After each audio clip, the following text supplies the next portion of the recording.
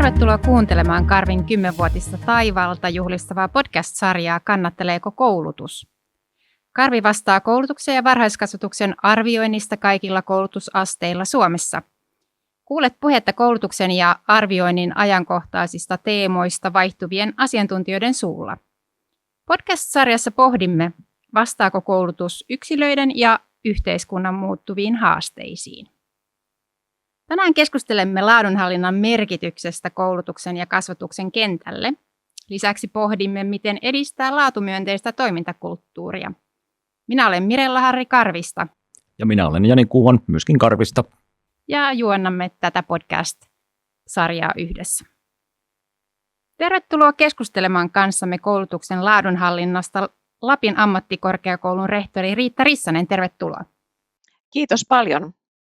Ja Ylä-Savon koulutuskuntayhtymän johtaja Kari Puumalainen. Tervetuloa. Kiitos paljon. Keskustelussa pureudumme oivalluksiin ja laadunhallinnasta ja kuinka laadunhallinnasta voidaan tehdä luonteva osa arjen toimintaa. Riitta ja Kari, miksi laatutyö tai laadunhallinta on teistä tärkeää koulutuksessa ja mikä siinä teistä on keskeistä? Tämä on kyllä erittäin hyvä kysymys, koska itse ajattelen niin, että mun on vaikea ajatella niin kuin koulutusta ilman laatua. Ja pidän todella tärkeänä sitä, että se laatutyö ajatellaan tämmöisenä jatkuvana parantamisena ja osana sitä arjen toimintaa. Ja ainakin meillä täällä Lapin AMKissa ja korkeakouluissa ylipäätään, niin se laatukulttuurin rakentaminen täytyy olla niin kuin systemaattista toimintaa ja jatkuvaa parantamista. Mutta ehkä se semmoinen tärkein oivallus, että sitä ei voi ulkoistaa kenellekään ulkopuolella tai että joku yksittäinen henkilö pelkästään pitää yllä laatukulttuuria. Me tarvitaan siihen ne kaikki osalliset, niin opiskelijat, koko henkilöstö, sidosryhmä ja me tarvitaan myös se vahva niin kuin johdon näkemys siitä, että miksi sitä koulutusta on jatkuvasti kehitettävä. Se on arvopohjainen valinta, että me halutaan tulla paremmaksi myös siinä koulutuksen oppijakeskeisyydessä tai siinä, että se koulutus tuottaa yksilölle tai yhteiskunnalle niitä tavoiteltuja tuloksia ja myös oppimisen iloa. Kiitos Riitta. Tuosta on helppo jatkaa eteenpäin ja myöskin ammatillisen toisen asteen osalta nuo samat asiat korostuu meilläkin ja kyllä niin kuin tämä laadunhallinta, niin se on keskeinen osa tätä koulutuksen järjestämistä ja ilman toimivia laadunhallinnan ja jatkuvan parantamisen menetelmiä, niin me ei voida tarjota sellaista osaamista työelämälle, mitä he kaipaa. Eli meidän täytyy osata tunnistaa ne tarpeet ja sen pohjalta sitten miettiä, sitten millaista koulutusta halutaan järjestää ja kelle sitä tarjottaa ja miten sitä tehdään. Ja nämä kaikki liittyy tähän laadunhallintaan ja sen menetelmiin. Toki sitten, jos ajatellaan tästä ammatillista toista astetta, niin meidän tämä lainsäädäntöhän on ollut tämmöisessä jatkuvassa myllerryksessä viimeisen 10-20 vuoden ajan ja siellä myöskin on korostunut voimakkaasti se, että täytyy saada enemmän aikaan, parempaa aikaan, vähemmällä sitten euromäärällä ja sitä kautta meidän pitää pystyä tuottamaan vaikuttavuutta ja tuloksellisuutta jatkuvasti. Ja taas toisaalta, jos me itse tunnistaa sitä omaa tuloskuntoa tai meidän historiaa näistä asioista, tai ei voida ennakoida tulevaisuutta, minkä ollaan menossa, niin me on oikeastaan aika mahdotonta täyttää sitä meidän perustehtävää ja sen velvoitteita. Ja ehkä sitten johtamisen näkökulmasta asiaa tarkastelee, niin jos et tunne, mitä olet johtamassa, niin ei myöskään johtamistyötä voi kovinkaan hyvin tehdä. Toi on kyllä todella hyvä huomio, Kari, mitä sanoit, että sitä, mitä et voi tunne, niin et voi johtaa. Ja kyllähän me haetaan laatutyöllä sitä perustehtävien vaikuttavuutta, jota mun mielestä hienosti sanoit. Olen samaa mieltä. Teillä on molemmilla pitkä ura takana johtajina ja hyvä käsitys siitä, miten laadunhallinta on muuttunut tässä vuosien varrella. Miten kiteyttäisitte organisaationne keskeiset haasteet ja onnistumiset laadunhallinnassa? Jos lähtee ehkä niistä onnistumisista liikkeelle. Tosiaan pitkään tätä hommaa on tullut tehtyä, 90-luvulla aloitettu ja silloin laadunhallintatyötä tehtiin. Ehkä silloin se tapa tehdä oli hieman erilainen. Meillä oli laatupäällikkö tai vastaavalla tittelulla henkilö töissä organisaatiossa, joka yksin yritti sitten kirjoittaa laatukäsikirjoja ja kerätä tietoa kasaan, ja kun saatiin se pumaska valmiisin, pantiin sitten kirjahyllyyn ja oltiin kauhean tyytyväisiä. Nyt meillä on laatujärjestelmä organisaatiossa. No se aika äkkiä muuttui se tilanne, ja ruvettiin ymmärtämään sitä, että ei mikään kirja voi ratkaista meidän toiminnan haasteita, vaan täytyy saada se toiminta koko organisaatiossa sitten samojen periaatteiden mukaisesti, ja tänä päivänä se on tämmöistä kokonaisvaltaista toimintaa, missä koko henkilöstö on vahvasti mukana. No se, mikä se on sitten tuonut tuloksena, niin me voidaan katsoa pitkältä historiatrendien kautta se, että meidän tulokset on parantunut merkittävästi näiden 10 vuosien aikana, vaikkakin sitten, jos katsoo euromäärin kehittymistä, niin samaa ei ole tapahtunut. Eli ollaan huomattavasti parempi kuntoinen organisaatio, tuottavampi organisaatio, ja ennen kaikkea me henkilöstö on paljon tyytyväisempää kuin mitä tuossa aikaisempina vuosina on ollut. Ehkä sitten omasta näkövinkkelistä, miten mä oon itse kokenut sen, niin tietysti se, että yksi tämmöinen etappi oli vuonna 2017, voidettiin tämä ammatillisen koulutuksen laatupalkinto, ja se oli semmoinen niin kuin tuuletushetki sille, että työ, mitä oltiin tehty, kantoi hedelmää ja muutkin se huomasi. Ja sitä kautta sitten vähän myöhemmin pääsin mukaan tähän laatuvaliokuntatyöryhmään puheenjohtajaksi arvioimaan sitten muiden hakemuksia, ja kyllä se toi semmoista näkemystä siitä, että samoja asioita voidaan tehdä Suomessa hyvinkin eri tavalla, mutta päästä silti samaan lopputulokseen. Eli ehkä se innovaatio ja tämmöinen niin kuin idea siellä on se, että ei ole olemassa yhtä tapaa tehdä asioita oikein, vaan voi tehdä saman asian edessä töitä monella tavalla ja saavuttaa hyviä tuloksia ja käyttää erinäköisiä työkaluja siihen asiaan. Ehkä semmoinen haasteasia tai oikeastaan realiteettiasia on se, että laadunhallinta, niin kuin muutkin, vaatii oppimista, ja oppiminen vaatii aikaa ja sinnikkyyttä ja toistoa. Ja kun meillä vaihtuu ihmisiä organisaatiossa jatkuvasti, niin se toistamisen määrä, perehdyttämisen määrä, niin se on aika mittava. Ja se, että itse tietää asian, ei ole mikään taito muutkin tietää. Että vaatii sinnikkyyttä ja toistamista ja oppimista, jotta tämä homma onnistuu. Ja se on välillä hieman haasteellista. Toi oli kyllä tosi hyvin sanottu, ja tämä on vähän semmoinen maratonlaji, tämä laadun kehittäminen niin kuin koulutuksessa, kosketti se sitten mitä koulutusastetta tahansa. Ja jos mä itse tarkastelen niin kuin oman kokemuksen kautta, kun on jo pitkään yli 30 vuotta tässä korkeakoulumaailmassa ollut ja katsonut tätä laatukulttuurin kehittymistä, niin kyllä allekirjoitan hyvin vahvasti tuon saman, että aluksihan se oli niin, että meillä oli todella tärkeää, että meillä on ne dokumentaatiot ja uimaradat ja kaikki kunnossa, ja siitähän sitä piti lähteä niin kuin opettelemaan näitä laatutyön välineitä ja sitä kieltä, joka liittyy siihen, että miten sä sitten osoitat sen plan, do, check -ympyrän, eli että asioita jatkuvasti kehitetään. Ja silloin se dokumentaatio saattoi olla alkuvaiheessa se semmoinen niin kuin itseisarvo tai sellainen näkyvä artefakti siitä, että kyllähän meillä on laatukulttuuri. Mutta tänä päivänä mä luulen, että totta kai dokumentaatiota käytetään, mutta siitä laadunhallinnasta on tullut niin kuin keskeinen osa sitä tiedolla johtamista, mihin Kari sinäkin hyvin viittasit, että meillä on tavoitteet, meillä on indikaattoreita, meillä on tietoa, mitä me saamme omasta toiminnasta, meillä on palautetietoa, meillä on niin kuin tutkimustietoa, meillä on toimintaympäristöstä tietoa, ja me niitä peilataan jatkuvasti siihen, että miten me voitaisiin olla niissä omissa tavoitteissa parempia ja tuottaa sitä hyvää laatua koulutuksessa ja myös sinne työelämään sitä vastinetta. Eli, ja kyllä mun mielestä ehkä tässä niin kuin se semmoinen keskeinen haaste sieltä aikojen alusta on ollut se, että miten siitä laadusta puhutaan ja minkälainen se on se viestintä, joka niin kuin innostaa myös ihmiset oikeastaan tekemään sitä omaa työtä joka päivä paremmin. Ja silloinhan voidaan ajatella, että se laatukulttuuri on myös sitä viestimistä, että miksi me teemme näitä asioita, miksi me parannamme. Ja meillä on ainakin ollut ammattikorkeakoulussa täällä Lapissa semmoinen käytäntö, että meillä on muun muassa tämmöisiä laatukahveja säännöllisesti. Ne on edelleenkin sillä laatukahvinimellä, vaikka me puhumme sieltä ihan niitä arjen asioita, kerrotaan, että miten me parannetaan vaikka opiskelijoiden palautteesta antamista tai jotain työelämän palautetta. Me käydään näitä keskusteluja jatkuvasti, systemaattisesti siinä korkeakoulun sisällä.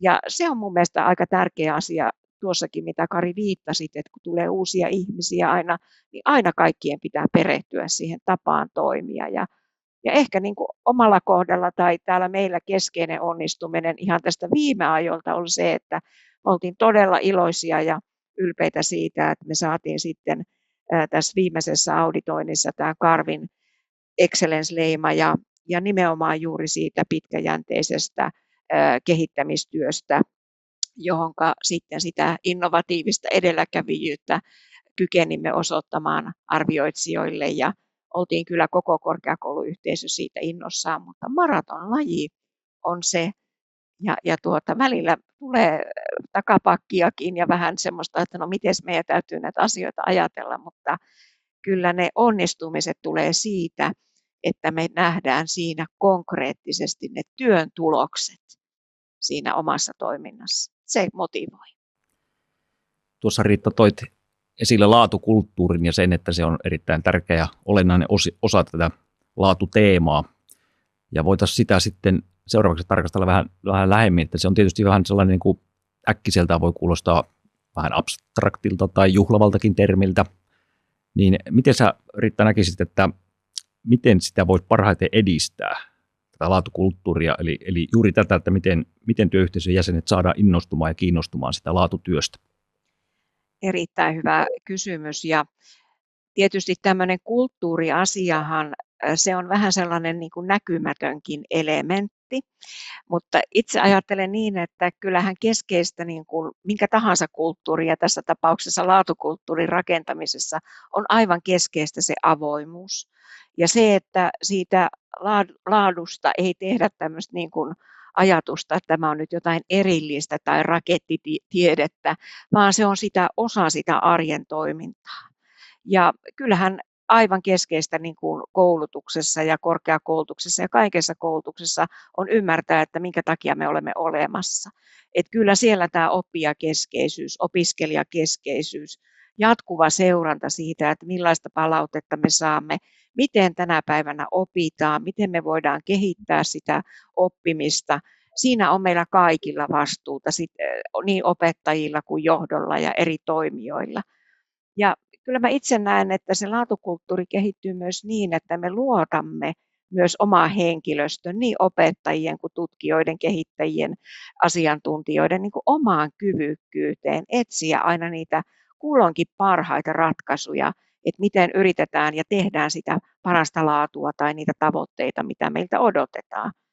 Ja kyllähän kulttuuri on aika paljon myös tämmöinen arvopohjainen asia, että sanotetaanko sitä tapaa toimia jotenkin arvoissa, ja meillä on ollut sellaiset arvot kuin luottamus ja yhteisöllisyys ja edelläkävijyys, ja ehkä tämän yhteisöllisyyden mä nostan tässä esille, koska sitä laatukulttuuria, niin kuin alussa totesin, ei rakenna vain yksi ihminen tai pelkkä johto pelkästään, jonka sitoutuminen on tietysti aivan oleellista. Sitähän rakennetaan yhteisöllisesti, yhdessä, toisilta oppien ja tietysti sidosryhmiltä ja palautteista oppien. Eli kaikilla ihmisillä pitäisi olla mahdollisuus vaikuttaa siihen laadun kehittämiseen. Ja näin ihmiset saadaan niin kuin innostumaan ja kertomaan niitä parhaita ratkaisuja sen oman työn näkökulmasta.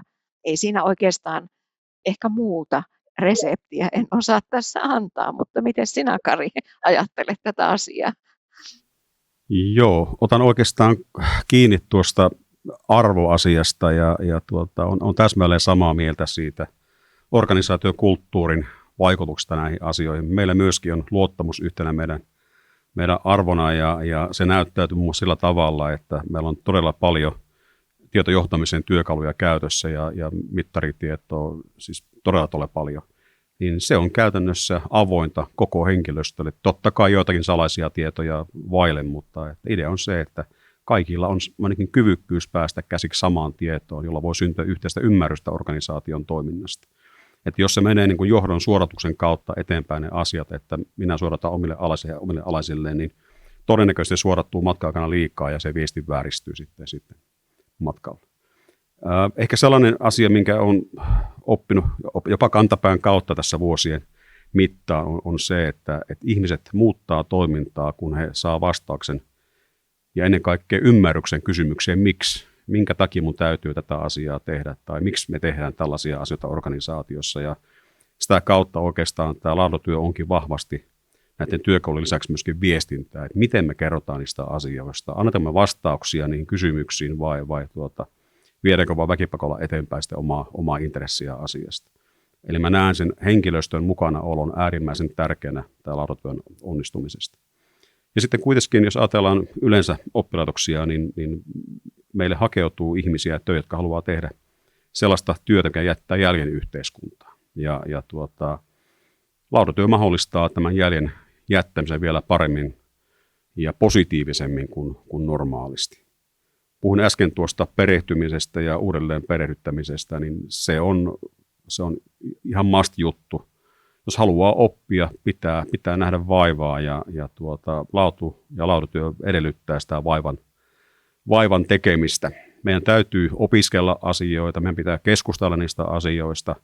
Pitää uskaltaa kyseenalaistaa sitä, että onko tämä tapa mitata oikea, tuottaako se oikeita arvoja, ymmärrätkö me oikein se, mitä siellä on mitattu.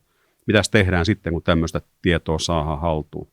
Ja ennen kaikkea pitää uskaltaa kyseenalaistaa sitä, että onko meidän tapa tehdä töitä oikein, vai olisiko joku parempikin tapa hoitaa tätä asiaa. Ja en usko, että on olemassakaan tämmöisiä täydellisiä organisaatioita, vaan kaikissa organisaatioissa omat puutteensa ja omat hyvän puolensa. Ja laadunhallinnan kautta me voidaan löytää niitä hyviä menetelmiä ja sitten myöskin hakea kenties osaamista muilta. Ehkä semmoinen asia, minkä on myöskin oppinut tässä vuosien mittaan, on se, että pitää olla myöskin joskus armollinen itsellensä ja omalle organisaatiolle ja hyväksyä se, että syntyy poikkeamia. Niin kauan kun me tehdään töitä ihmisten kanssa, niin se on ihan normaali olotila. Että jos mokaa kerran, niin se on ihan jees, mokaa uudestaan, pitää miettiä, että miksi mokasi aikaisemmin. Ja sitä kautta lähdetään taas laatua kehittämään eteenpäin. Haetaan juurisyitä niihin asioihin ja parannetaan toimintaa. Toi oli kyllä tosi hyvin sanottu, koska mä jotenkin tuosta pongasin tuon saman ajatuksen, että tämä laatutyöhän täytyy niin kuin elää ajassa koko ajan, että se mikä kerran on todettu niin kuin hyväksi ratkaisuksi ja meille tulee hyvin erilaisia oppijoita ja jatkossa tekoälyt ja nytkin tänä päivänä monet muut tämmöiset teknologiat haastaa meitä ajattelemaan näitä laatuasioita vähän eri kulmalta. Mä tykkäsin tosi paljon tuosta samasta ajatuksesta, että eletään ajassa ja eikä pelätä niitä virheitä. Että rohkea ponnistaa sitten siitä uudella oppimisella eteenpäin ja tekee sitten se opintojakson vielä uudella tavalla, jos eka kerralla on saanut vähän heikkoa palautetta opiskelijoita. Ei se maailma siihen kaadu, vaan se halukkuus parantaa, niin se on oleellista. Minusta sanoit kyllä tosi hienosti. Eli avoimuus, luottamus, yhteisöllisyys ja se, että ihmisillä on mahdollisuus vaikuttaa siihen laatuun ja toimintaorganisaatiossa on tärkeitä elementtejä laatukulttuurissa. Ja tuo oli minusta myös hyvä tämä vertauskuva siihen oppimiseen, että laadunhallinta ja laatutyö, että se on ikään kuin tämmöinen oppimisprosessi. Että siinä tosiaan sitä opitaan vähitellen, siinä pohditaan, kyseenalaistetaan ja tällä tavalla sitten jalostetaan sitä toimintaa. Ja varmasti myös sekin on tuon oppimisen näkökulmasta, että monet organisaatiot on vähän eri vaiheissa sen oppimisen polulla, että osa on alkuvaiheessa ja osa on sitten jo pitemmällä, mutta kaikilla on uutta opittavaa laadusta ja laadunhallinnasta ja laatutyöstä. Nyt me ollaan keskusteltu tässä eri teemoista. On keskusteltu, miksi laatutyö ja laadunhallinta on tärkeää ylipäätänsä koulutuksessa. Sitten on keskusteltu, että mitkä ovat teidän omien kokemusten mukaan keskeisiä haasteita ja onnistumisia laadussa ja laatutyössä. Ja sitten pohdittu tätä laatukulttuuria. Niin nyt voitaisiin lopuksi vielä ikään kuin kiteyttää kultajyvät tästä keskustelusta. Eli kysyisin teiltä, että mitä haluaisitte kuulijoiden muistavan tästä keskustelusta? Mitä sanot, Kari? Joo, tuossa oli tosi hyviä asioita, mitä Riittakin nosti, ja mulla on täällä ainakin yksi sama asia, mikä tuli jo aikaisemmin. Mutta ehkä ensin se, että laatutyö ei ole tämmöinen 100 metrin pikajuoksu, vaan se on enemmänkin niin kuin maraton. Ja sekä ei ole ehkä oikea kuvaus, vaan se on jatkuvaa toimintaa. Eli meidän täytyy tehdä töitä koko ajan, joka myöskin tarkoittaa sitä, että aina voi aloittaa. Me ei ole koskaan myöhässä käynnistää sitä laadun kehittämistyötä, vaan että jos ollaan nyt alkumatkalla, niin laitetaan homma käyntiin ja lähdetään sitten viemään asiaa eteenpäin. Toinen iso asia oli se, että laaduntyö tosiaankaan ei voi ulkoistaa, vaan se on oman organisaation omaa toimintaa ja sen täytyy olla integroituna kaikkeen tekemiseen. Ja tässä ehkä sellainen monessa paikassa unohdettu asia on se, että tehdään laaduntyötä pelkästään vaikka opetuksen kanssa. Kysymys on organisaation kulttuurista, ja ei siellä voi erottaa, että opetustoiminta on oma organisaationsa ja muu toiminta on oma organisaationsa, vaan se kulttuuri valuu sieltä paikasta toiseen. Ja ehkä sitten Suomessa kun ollaan, niin meidän iso etu, meillä on vähän ihmisiä täällä, matalia organisaatioita ja hyvin ystävällisiä kollegoita, niin ei tarvitse keksiä pyörää yksinään. Mene käymään naapureiden luona, kyselee asioista ja miten te olette tätä hommaa tehnyt ja hakee parhaita kokemuksia ja sen jälkeen lähtee niistä jalostamaan sitten omaa toimintaa eteenpäin. Että tässä suhteessa Suomi on erinomainen paikka ja kun on päässyt katsomaan myöskin toimintaa tuolla KV-saralla, niin me ollaan pitkällä laadunhallinnan osalta Suomessa. No tuosta on kyllä aika helppo olla, Kari, sun kanssa samaa mieltä tästä KV-näkökulmasta ja paljon muustakin, mutta jos mä 3 pointtia kiteytän tästä, niin lähden myös tästä, että kannattaa aina myös oppia toisilta. Eli olla avoin ja rohkeasti jakaa myös niitä omaa organisaation tai oppilaitoksen kokemuksia ja niitä epäonnistumisiakin, koska niistä oppii. Eli tämmöinen avoimuus ja viestintä tosi tärkeä. Ja tietysti sitten se, että meidän opiskelijahenkilöstö ja sidosryhmät, niin heidän kanssa kannattaa käydä aina näitä asioita yhdessä läpi. Että sieltä tulee hyviä vinkkejä, että kyllähän jos ajatellaan työelämässä yritykset, myös kaikille laatu on omassa toiminnassa tärkeää, niin me voidaan vaihtaa näkemyksiä siitä, että millä tavalla voidaan esimerkiksi joitakin menettelyjä sitten oppia. Eli oppiminen toisilta. No toinen on sitten se, että mitä sanoin, että ei tämä laatutyö mitään rakettitiedettä ole, että jokainen voi alkaa tekemään sitä oman toimintansa jatkuvaa parantamista oppilaitoksen tutkimuksen tai koulutuksen tai johtamisen tai työelämäyhteistyön parantamista ja lähteä rakentamaan sieltä omista lähtökohdista käsin, koska se on sen oman toiminnan kehittämistä. Eli ei se ole mitään rakettitiedettä, siihen löytyy välineitä. Mutta ehkä se semmoinen isoin asia, että mitä haluaisin sanoa on se, että kyllähän koulutuksen laatu, jos puhutaan nyt tässä vaiheessa koulutuksesta, niin kyllähän se on todella tärkeä asia täällä meillä Suomessa. Jos me mietitään Suomen menestystä niin kuin koko tässä sivistysyhteiskunnassa, että kyllähän meidän kaikkien kannattaa tehdä omassa roolissa niin oppijana tai korkeakoulun tai oppilaitoksen johtajana tai opettajana töitä sen eteen, että se oppiminen ja sivistys on iloinen asia, koska sitä kehittämällä ja siihen panostamalla, niin mä uskon, että koko suomalainen yhteiskunta ja koulut ja oppilaitokset hyötyy. Että tämmöiset tiivistykset. Kiitos Riitta Rissanen ja Kari Puumalainen erinomaisesta keskustelusta ja kiitos, että tulitte vieraiksemme. Kuuntelit Karvin podcastia Kannatteleeko koulutus? Aiheena tällä kertaa oli koulutuksen laadunhallinta sekä miten edistää laatumyönteistä toimintakulttuuria. Seuraavassa jaksossa kuulet toisesta hyvin ajankohtaisesta koulutusalan aiheesta. Karvin podcastia voit kuunnella muun muassa verkkosivuillamme karvi.fi ja Spotifyssa. Me olemme Mirella Harri ja Jani Kuuman. Tätä podcast-jaksoa oli kanssamme tekemässä kollegamme Virpi Pietiläinen. Kiitos kun kuuntelit.